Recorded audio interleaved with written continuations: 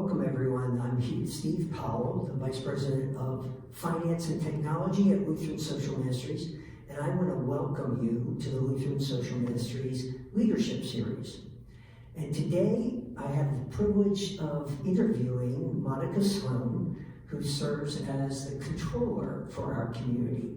Welcome, Monica. Thank you. Thank you for agreeing to meet with me here today and share a little bit about what your role is as controller for our communities, and then also share a little bit about your personal life and who you are, so that our residents and staff get an idea of the whole person, Monica Sloan, and not just the I hope they don't envision us anymore with green visors and armbands. You hope not. But, well, to begin with, why don't you tell us a little bit about your role as controller and what that means for our communities? Okay. So the controller role, the finance department reports in through me, so all the different functions of finance, from payroll, accounts payable, receivables, the accountants, and I kind of manage the day-to-day, and I also think about strategy of the department, where we're kind of headed, how we support the organization.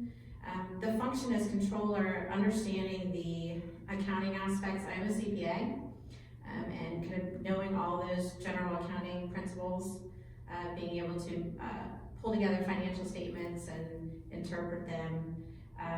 But yeah, the day-to-day stuff is super important, and managing all those different functions. And also, the controller role looks at the different financial controls. So making sure that our financial statements are presented fairly and accurately, and that all the data flow that happens inside of the organization, all of those controls are in place so that those statements are accurate. So that's it in a nutshell. Well, and I like when you said you talked a bit about, or you thought about, the efficiencies of the office and how you move the office forward from a professional perspective.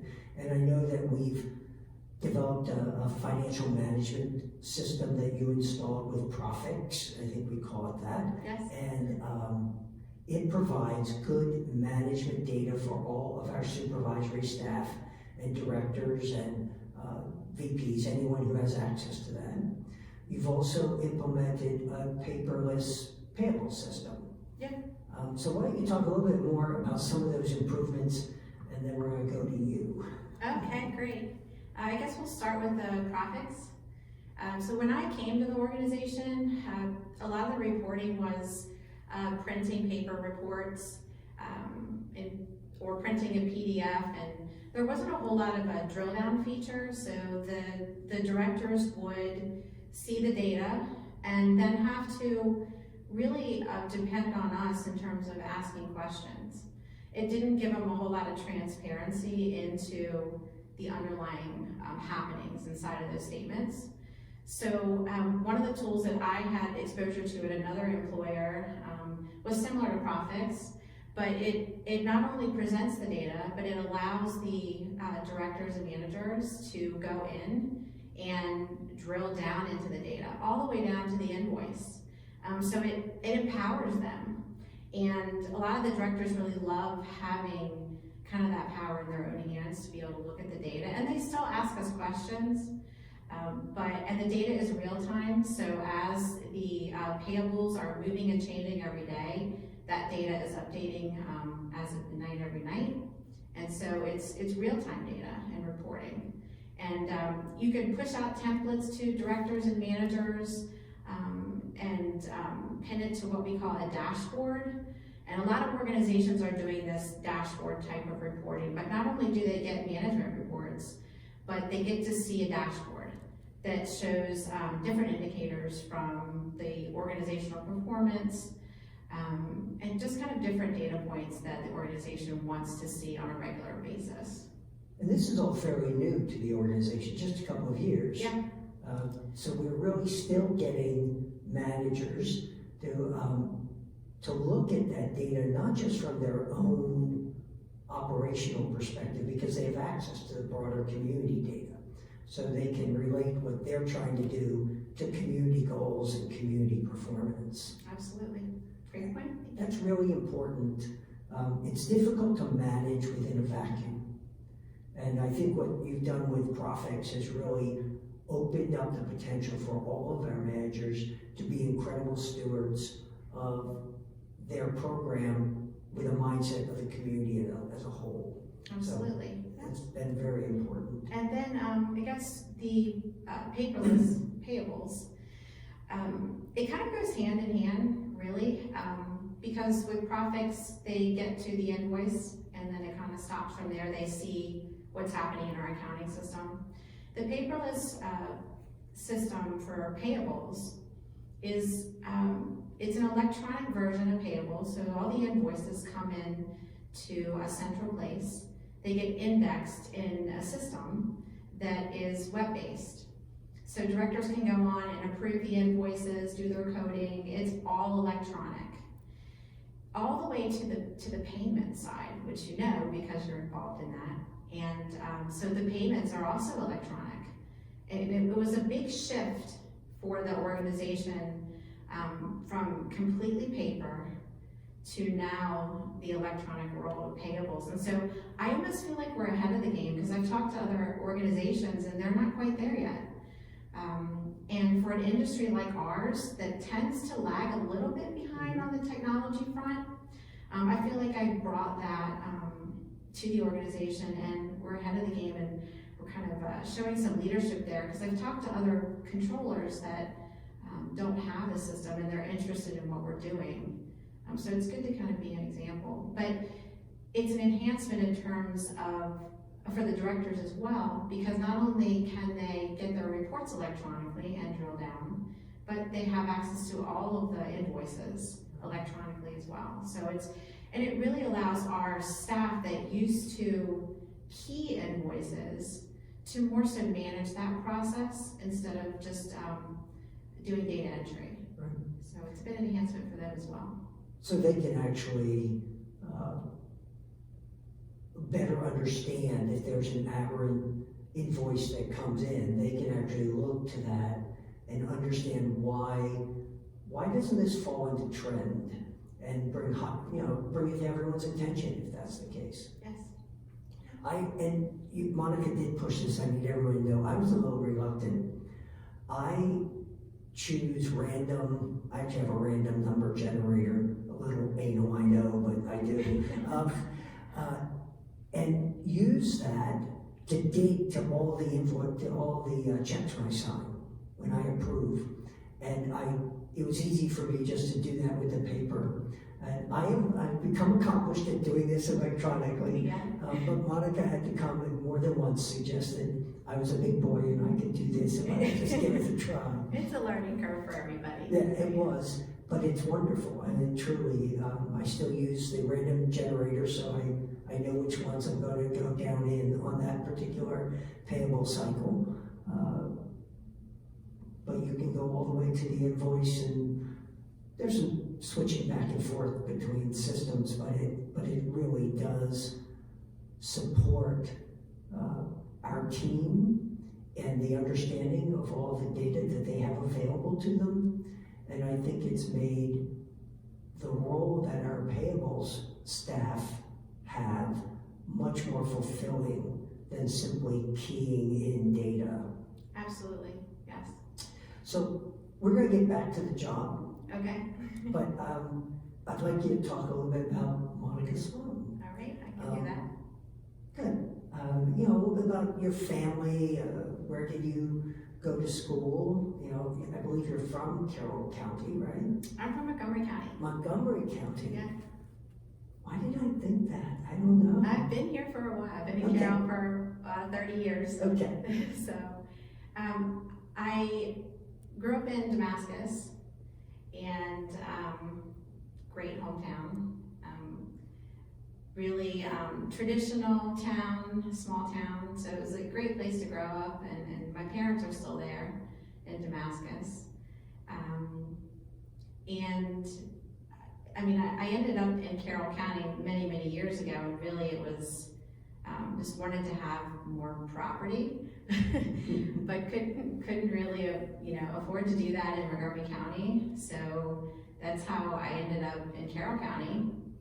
And I have a little bit of land, not as much as you, but I love it, and I'm raising my kids here, and was fortunate enough to find a job here. I have a family of 4, so my husband and I have 2 daughters. My older daughter's 20, and she's in college, and my daughter Jordan is 15, and she's in high school, and she's my volleyball player, so she keeps me busy on the weekends. She's a club volleyball player, and that's a lot of my life right now. For those of you that have kids that played sports, you know the commitment that takes. But yeah, so we live here and we play here. We love Carroll County, and driving 8 minutes to work isn't so bad.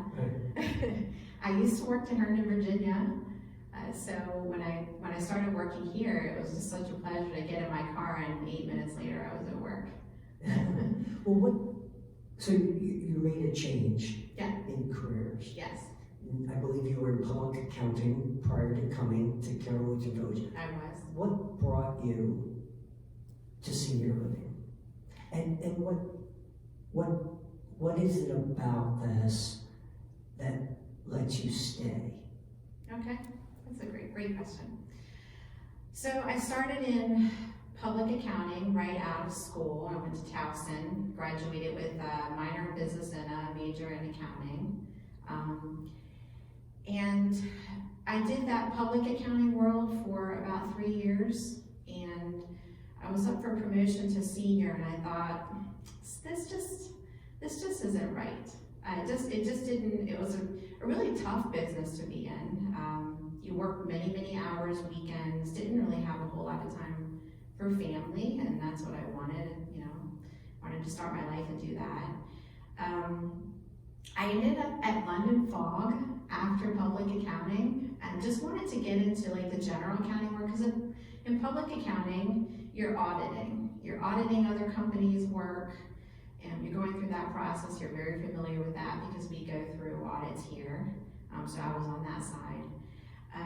But I wanted to get into like the accounting world, so I did that for a while at London Fog, and they moved their headquarters to Seattle, Washington, and Seattle, Washington was not for me. So they did offer for some of us to move, and I said, no, I don't think so. So after that, I ended up in a tech company, and it was that time in the world where you had your Blackberries and like the technology world was exploding. So I moved into that sector for that reason. It was exciting, it was growing, and I thought it was a great opportunity to kind of climb the ladder quickly. So I got into the tech company, and I climbed the ladder all the way up to controller from senior accountant. And I had been doing that for a while, and they moved the company to Herndon, and I had to drive there like 3 days a week, and I could work from home a little bit. But it was just a very aggressive environment, a very competitive environment, and it wasn't truly fulfilling. And I had discussed this with my husband, and I was so busy with work and kids and everything else going on, I didn't really have time to look for a job. And he saw this ad in the paper. And I guess, that was back when we were doing our advertising through the paper. Said, I think you should check this out. It's really close to home. And I said, I don't know if I have time for that. I'm not sure if I want to switch careers just yet. But just for fun, I put my resume in. And I didn't hear anything for a while. And I thought it's probably because I don't have any experience in senior living. And that's probably what they're looking for. And that ended up being the case. I think I was the second tier that Daryl Duggins, our former vice president of finance, he brought me in as the second tier. They didn't find the right fit for people who had experience. So I made my way in here. And so that's how I got here. And in the interview, I was so impressed. Just not only, he was so genuine and really described to me a mission, and that was foreign to me because I came from a tech company, and you don't talk about mission in a tech company. It's about the widget and the product and service you're selling. And I thought this was different. And he gave me a tour of the facility before I left. I knew we had hit it off because he gave me a tour. And I got an opportunity to meet a couple of residents in the hallway and just thought, wow, this is so different. And I had just had such a positive feeling, leaving the interview, and thought, this feels right. This could be something I would be interested in. And of course, I'm still here. 15 years later. I've been here for 15 years, and what keeps me here, to answer, I guess, the second part of your question, the people. I also have a deep commitment when I commit somewhere. I like to see that through. I do have a deep sense of commitment here, being here for so long and kind of helping bring some new things to the communities, and I want to see that through, and I want to see where we go and what's next. The industry is changing, and it's fascinating how it's changing, and I'd like to be a part of that.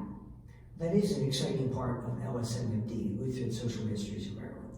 We created that parent in 2018. We're stabilizing both communities now, looking at phase 2 growth and some renovation here at Carroll Lutheran Village.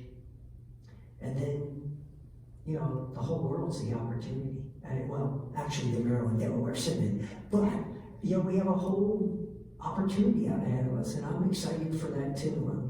I'm glad you're there. I do want to step back, and you mentioned Daryl. Daryl was part of what brought me here as well. And I just want to give, I came for the interview with the board and the prior CEO, and then Daryl and I met for a long time. And the other thing about working in a faith-based community is that you can express your faith. And I came from a government perspective where you did not speak about faith. Right. I just find that wonderful. And I know you have weekly meetings and you have a devotion. Yes. And we have devotions at our finance meetings, which is coming up later. Yes. That's just a whole new aspect of uniting your personal life and your professional life that I had never been exposed to prior to coming here. Yeah, well, we have that in common, because we talked about the mission in the interview, and I kind of got the general concept. I read it, when I started here, one of our first meetings, we met in the boardroom, and everyone was there to meet me and greet me. I think it was a communications team meeting back when we had those. And we bowed our head and prayed before the meeting, and I thought, wow, this is, at first it was a little uncomfortable in the business setting, not for me personally, but it was what is this? But it was a welcome change, and I'm glad that we have that in common. Yeah, I just think that's what makes working in a faith-based nonprofit different. Even if this were a for-profit senior living community, it would be different without that sense of mission, vision, values that undergirds what we do. So a couple moments ago, we were joking about land, and you said that you didn't have as much as I do, because I have horses and you have... Oh, well, I have a dog. Yes. I have a dog, Winston. Yeah, he's one of my best friends. I didn't want to get a dog, and it was my kids' idea, and they begged me for a couple of years, and I said, I finally broke down, and now the dog is mine. I spend more time with the dog than the kids. Yeah. We all love it, but it's so funny because I used to make fun of people that treated their dogs like their kids, and and now I'm one of them. We also have a guinea pig that's hanging on. It's on its 3rd year. And my daughter is very into aquatics, so she's got a bedroom full of fish that I just find incredibly relaxing. But it's a hobby of hers, but they're part of our household too. Are they freshwater or saltwater? Yes, they're freshwater. She also has an axolotl. What is that? It's a Mexican lizard, but it's aquatic. Oh. So I guess it's an amphibian. Mm-hmm. But she's real into that, and so I'm just along for the ride with that one. But yeah. Yeah, when she goes off to college, I'll probably be taking care of it. Yes. But wow. keeps things interesting. Yeah. So here we are in 2022. What are the things you're what are your strategic goals for the next couple of years as a controller? Right now, coming out of COVID, immediately we're trying to build the team through still managing through remote work. And I know that's not a strategic, I mean, that's more of an immediate goal, I guess, if you will. So coming out of COVID, we really had to regroup as a team to figure that out, really. How to communicate effectively, how to continue to support the organization effectively with the remote work possibilities. Because here at our organization, we allow that for our employees, and navigating that. And so I've been trying to use a lot of the technology tools that we have, whether it be Teams, GoToMeeting. We're looking into SharePoint in terms of being able to share data with one another. But I guess we didn't really understand how important that level of communication was until all of a sudden we were apart. Mm-hmm. So I think navigating that, not only for our team, but organizationally, is important, because when you have new employees that start, because we have a new finance team member that came in just recently. And it's, how do you onboard and keep them connected while team members are still working remotely? So we've been very intentional about navigating that in the finance team, and I think organizationally, we're probably going to see a lot of that communication that's going to continue to be needed. So that's more of an immediate, team goal. In terms of strategic goals, enhancement of the reporting features that we have, not only through profits, but drilling down into the areas that the directors need to manage their departments. So now that they're comfortable with getting reports, it's meeting with them. I'd love to meet with the directors along with my accountants and meet with them individually to say, what is it? What are the data points that you need to run your particular department? And what is helpful in terms of being able to support that, and understanding what they need, and then allowing our team to understand their operations in the department so we can support them better. Because I think the reporting aspect is critical, because without data, the organization can't make decisions. So it's the timeliness of the data, and it's not just throwing data out there, it's what data is important and helping them interpret it. So I've been working a lot on figuring out what is important. I would love to meet with the executive team along with yourself to say, what as an executive team do we need in terms of data? Well, I think that's important. As an executive team, we've talked about being a more data-driven organization. It doesn't mean you take out mission, or mission has to drive the data points and has to drive what we're trying to achieve. But I think the organization has come a long way in my 6 or 7 years to being more, data-driven. I think there was a lot more visceral decision-making, and that can work in the short term, but it doesn't help achieve strategic goals. Right. So, and the other area that I would like to focus on is on the technology side with our business systems. We've had the same accounting system for a long time, and I think it's nearing its end of life. Many systems have fully integrated tools that work with our medical record systems, our point of sale systems. You know, the accounting world has really changed from, you know, ledger sheets to now you really have to have a strong technical background. And I'd love to use my technical background to bring to light a new system and a fully integrated system with all of the other business systems that we have. And I think ultimately that will help with a lot of the dashboarding and information and data gathering that we need is bringing those systems together. But it'll be a big project over the next year or two. As you know, ERP system conversion is a lengthy one, a complex one, but if done right, we could really have some great benefits. and it's really important that that's a strategic goal for you in the short term here, because we need to reestablish our systems in order for LSMMD to grow. Yes.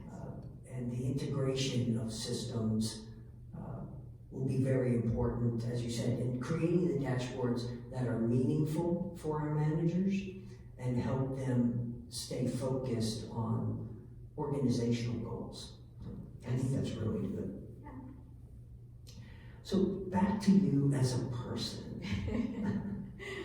I know that right now your daughters cheer and volleyball probably consume you. I remember my daughter plays lacrosse and soccer, and Yes. Very few days on weekends that are really yours to enjoy. In that, or when you get that moment, what are your hobbies? What are your spare time activities? Okay, well, when I have spare time, yes, I'm not working or with my daughters. I am very into health and fitness, and it's a great way for me to manage stress levels through whatever is going on. So I really love to spend time understanding health and fitness, understanding, you know, what I should and should not be eating, and kind of exploring that. And, you know, working out, whether it's in the morning or in the evening. I also really enjoy being outside. I'm not a person that likes to sit around a whole lot, so you will rarely see me sitting down watching a movie, or I'm a very type A personality. So if I'm not working out or cooking something or thinking about nutrition, I'm outside. I love to do landscaping, and when I say landscaping, not just planting flowers. It is another stress reliever of mine to just get out there with whether it's the shovel and help mulch, plant bushes, and just do things around the yard. The dog running around.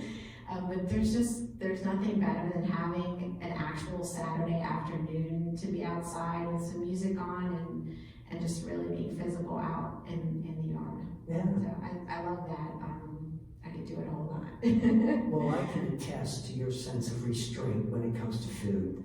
We celebrate birthdays within the department, and invariably they bring in sweets. Yeah. And Monica, to be polite, takes this inch square piece and thanks everyone and celebrates, but incredible restraint with the food, which I could use a little bit more of that restraint. And I guess the other, and I guess this isn't a hobby, but I'm really close with my dad, so when and if I have an opportunity, I love to, he likes to help me wash my car. It's a traditional thing we've been doing since I was 16. And actually did it a couple weekends ago where it got nice enough to actually do that outside. So, you know, went down and spent time with my dad. He keeps me grounded, and we washed my car for like an hour. hand washed it, hand waxed it the way he always taught me how to do it. But spending that quality time is really important to me. So he's a staple in my life. So that was a great time. That's very important to stay connected. I think when you create your own family and all of those obligations that come with that, not bemoaning those obligations, but there are obligations, lacrosse and soccer and taking care of the horses and mowing the lawn, and to be able to stay connected from whence you came, with your family, your primary family, your parents. It's truly a joy, and as you said, it is grounding. So Yes. So you don't get a lot of time, and you cook, and you're nutritionally concerned. Do you go out to eat and have binge nights? I don't know if they're, well, I guess you could call them binge nights. I don't go out to eat a whole lot, just from the time perspective. I guess when I do go out, I love Paradisos, and I also like Libatori's. Not that I'm just about Italian, but I like going to Libatori. I like both of their locations, Westminster, and they have an Eldersburg location too. And 9 times out of 10, whenever you go in that restaurant, it doesn't look like a whole lot from the outside, but the atmosphere is nice and inviting. It's different at both locations, kind of different atmosphere, but they're both very nice. But 9 times out of 10, you'll be able to talk to the owner, and he's very friendly. They're brothers, and they make you feel so welcome. So it's not only about the food, it's just about how you feel when you go to a restaurant, and it's just nice to feel welcomed, and his staff is very welcoming too. So if and when I do get out, I go there. My kids love Texas Roadhouse. And that's always a casual option. I'm not a huge food connoisseur, I guess you say. I'm not super picky. I'm kind of a basic eater. But yeah, every now and then I'll treat myself. That's important. We have to treat ourselves. Yeah. And maybe you can give me some ideas, because I know you visit some nice restaurants. I do like to eat. And I love to cook. And so as the restaurant has to be better than my own cooking, and that's a requirement for me. We just talked about going to lunch or going out to dinner. If you could have lunch with anyone, just to sit down and talk, living or gone, who would you choose and why? My grandfather, and this is my dad's dad. He was just a big part of my life. When my parents worked, I would get, in the summers, I would be there, and he had a big garden in his back. They had fields behind their house, and I would be out in the fields with him gardening and doing all those things, and getting dirty and having deep conversations. But I would love to have lunch with him. Of course, I'd talk to him in heaven, but I'd love to have lunch with him and tell him how things turned out, and talk about my kids and just talk about life, because it would be different. It would be a unique experience to talk to him as an adult versus that relationship I had with him as a child. So, more grounding, more family grounding. Yeah. That's nice. Yeah. So let's jump back to you being controller. What question, and I guess we need to segregate this from residents vis-a staff. Okay. Are you asked most often? From staff, well, I get a lot of questions from directors, and a lot of them are budgetary related, more kind of drill down into what's going on with wages, like trending reports, things of that nature. My staff come to me quite a bit, so I answer a lot of questions about day-to-day decisions that they need to make. I know all of the positions in the department. I could pretty much step into any position that works for me. So they have a comfort level with being able to come to me with kind of day-to-day questions, whether it's you know, processing of an invoice or a transaction, all the way down to that detail. I do have accountants that support those questions as well, but I like to stay engaged, and I don't mind staff, you know, coming to me answering those detailed questions. And I kind of like staying in the day-to-day a little bit, so I don't mind them coming to me. But yeah, a lot of day-to-day transactional questions, and then from upper level management, as you know, the things that you usually come to me for, more of forecasting, projecting. You know, more recently with, you know, COVID, there may be questions about, you know, what was the spending, what were the expenses related to that event, and then being able to give data in terms of like forecasting and projecting over the next 5 years, or questions about capital spending, things like that. Okay, thank you. Well, we're going to be wrapping this up shortly, so I'll give you an opportunity to share if there's something I didn't ask you about that you'd like folks to know. And then I have one final question. It's not a trick, but don't worry. Getting a little worried here now. Things we didn't cover.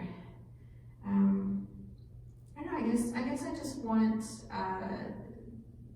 residents or stakeholders or employees or whoever watches the interview to know that I value my job here, and I truly enjoy working here. It's you come to work. You come to work every day. You hope that you know you're going to enjoy it, and I feel positive when I come to work every day. So just know that if you don't know this already about me, that I enjoy working here, and I'm honored to work here. And I think that shows every day when I come in. I think that you are able to imbue that thought process in your staff. I think the finance department generally enjoys the interactions that we have, and I think that's in large part attributable to your leadership. So thank you. Thank you. Appreciate that. And this might be a corny question on which to end. Okay. But if there's a word or a phrase that embodies Monica Sloan, what is it?